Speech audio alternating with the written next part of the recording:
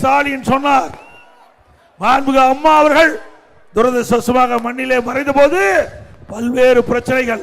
அந்த காலகட்டத்தில் இங்கே இருக்கின்ற நம்முடைய அருமை வேலுமணியோட இன்னும் பல சட்டமன்ற உறுப்பினர்கள் எனக்கு ஆதரவு கொடுத்து, அண்ணன் தாமோதரன் ஆதரவு கொடுத்து, இன்னும் இந்த கோவை மாவட்டம் தமிழகத்தில் இருக்கின்ற சட்டமன்ற உறுப்பினர்கள் எல்லாம் ஒரு வாய்ப்பை கொடுத்து என்னை முதலமைச்சர் ஆக்குனாங்க.